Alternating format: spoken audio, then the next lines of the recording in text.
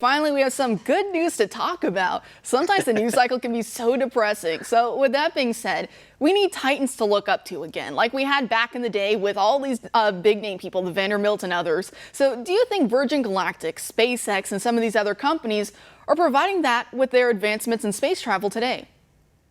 Oh, absolutely. I think it's something we should all celebrate. I think it's a real sort of topic for celebration for really anyone in the Western world that three companies are all competing for exactly the same thing, which is to be the pioneer in space tourism. I think it's amazing that really it's shown that private industry is where a lot of these successes will come from now, when you have governments really fighting over things like whether or not we should even be going into space, especially when you see China taking full control of space in the next couple of decades if predictions go through. And so I think just showing that there are still people outside of government who have that kind of goal in mind, I think is really phenomenal. Something we should all celebrate just as humanity generally, but certain as Americans, people in Britain, and further abroad than that.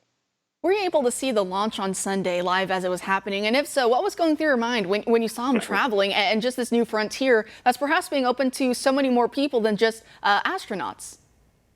I was able to wake up early and I watched the live stream. Unfortunately, it was hosted by Stephen Colbert, so I was able to get through his sections. But just watching them take off, watching them get to the edge of space, like it was normal. I think it was quite phenomenal that we were watching a live stream of someone getting to the edge of space, talking about it live, and then within minutes being on the ground, popping champagne and just discussing their trip as if it was a bus trip. I think that's what's really quite amazing. It's not just that they went to the edge of space, is that we were able to watch on our phones or on our laptops like it was just a normal day thing. And I think it will become a normal day thing. And just to be so accessible, not only for the people who are able to travel, but just to be able to see people make that trip and know that this is just the start. This isn't a gimmick. This is truly the first step in a new industry. And it's so exciting just to be able to witness it. And it's funny to see something that should be so, as you said, unifying and something that we all are celebrating. It's making these bitter socialists in D.C. even more bitter than usual. We saw Senator Bernie Sanders as just one example. You know, in response, he was tweeting out that in response to all this, his first thought was, we need to tax the billionaires. And it's funny how he's changed to billionaires when it used to be millionaires. But now that he's a millionaire with like 3 houses, now it's just the billionaires. You know, he's someone who's never employed anyone in his life. He's a government leech. You know, he's someone that I think he still actually collects his pension from when he was a mayor in Vermont back in like the 80s. So he's someone who's double dipping. And then you have these other people who are creating jobs and are actually providing services to the rest of us here in America. So what do you make of Senator Sanders and his response to that flight? I think he's the perfect image of socialism and that he is driven purely by greed and envy.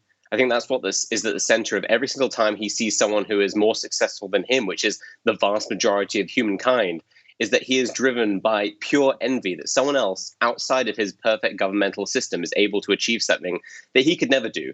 In his life, he has never achieved one thing. He has been in government for decades. He has slowly climbed the ranks, collecting government paycheck after government paycheck, while never actually achieving anything of substance. And so when he sees people like Branson, like Elon Musk, like Jeff Bezos, who are just clicking their fingers and making something happen, while multiple other parts of their companies are being run pretty flawlessly, I think he is driven by the kind of greed that he hopes to elicit in other people by just painting billionaires as this evil class of people who have because you have not. And I think that's the core feature of their ideology, which we really have to reject, which is the fact that other people are wealthy not because you are not wealthy. Other people are wealthy because they have found an area in the market to capitalize upon, or they are coming up with new ideas like flying into space as a part of tourism. Like that's something beyond Bernie Sanders' wildest dreams. I think it's just pure envy that's driving him right now.